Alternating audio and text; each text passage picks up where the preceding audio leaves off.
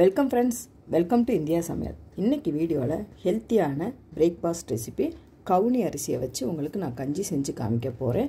இந்த கவுனி அரிசியில் பார்த்திங்கன்னா அதிகப்படியான நன்மைகள் இருக்குது.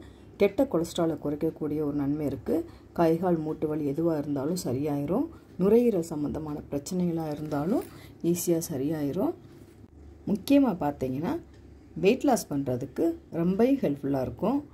வாரத்துக்கு ஒரு 2-3 முறையாவது இந்த மாதிரி கஞ்சி செஞ்சு சாப்பிட்டிங்கன்னா கண்டிப்பாக வெயிட் குறையும். நம்ம சேனலை ஃபஸ்ட் டைம் பார்க்குறதா சப்ஸ்கிரைப் பண்ணி வச்சுக்கோங்க.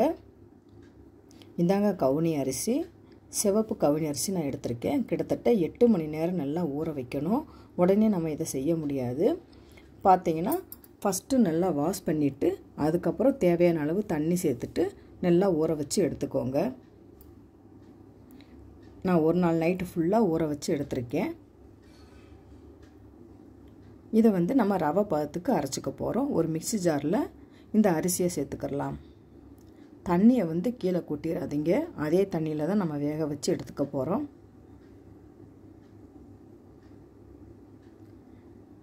இப்போ இந்த பதத்துக்கு அரைச்சாச்சு. இதை நான் குக்கரில் வேக வச்சு எடுத்துக்க போகிறேன். இப்போ ஒரு குக்கரில் இந்த அரிசியை சேர்த்துக்கலாம். நீங்கள் எந்த கப்பில் அரிசி எடுத்துக்கிறீங்களோ அதே கப்பில் 3 கப் அளவுக்கு தண்ணி சேர்த்துக்கோங்க. 1/4 டீஸ்பூனுக்கு கொஞ்சம் கம்மியாக சீரகம், தேவையான அளவு உப்பு, கொஞ்சமாக வெங்காயம் சேர்த்துட்டு மூடி வச்சு ஒரு 4 விசில் வேக வச்சு எடுத்துக்கோங்க. இப்போ பார்த்தீங்கன்னா நான் 4 விசில் வச்சு நல்லா வெந்துருச்சு. இப்போ கெட்டியான பதத்துக்கு இருக்குது. இப்போ நல்லா மிக்ஸ் பண்ணிக்கிறலாம். கொஞ்சமாக தேங்காய் பால் ஆட் பண்ணிக்கோங்க. டேஸ்ட் நல்லாயிருக்கும். தேங்காய் பால் சேர்த்துட்டு நம்ம குடிக்கிறதுக்கு அளவுக்கு இன்னும் கொஞ்சம் தண்ணி சேர்த்து நல்லா மிக்ஸ் பண்ணிக்கிறலாம். இப்போ ஸ்டவ்வில் லோ ஃப்ளேமில் வச்சு ஒரு 2 நிமிஷம் வேக வச்சு எடுத்துக்கிட்டால் போதும். இப்போ நான் 2 நிமிஷம் நல்லா வேக வச்சு எடுத்துக்கிட்டேன்.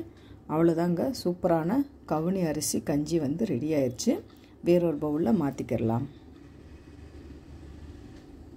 மேலாப்போ கொஞ்சமாக கொத்தமல்லி இலை, வெங்காயம் சேர்த்து சர்வ் பண்ணிங்கன்னா ரெடி ஆயிரும். ட்ரை பண்ணி பாருங்கள் ஃப்ரெண்ட்ஸ். டேஸ்ட்டு சூப்பராக இருக்கும். ட்ரை பண்ணி பார்த்துட்டு கமெண்ட் பண்ணுங்கள். உங்களுக்கு இந்த வீடியோ பிடிச்சிருச்சுன்னா லைக் பண்ணுங்கள், ஷேர் பண்ணுங்கள், கமெண்ட் பண்ணுங்கள். உங்களை நான் வேறோட சந்திக்கிறேன். பாய். தேங்க்ஸ் ஃபார் வாட்சிங்.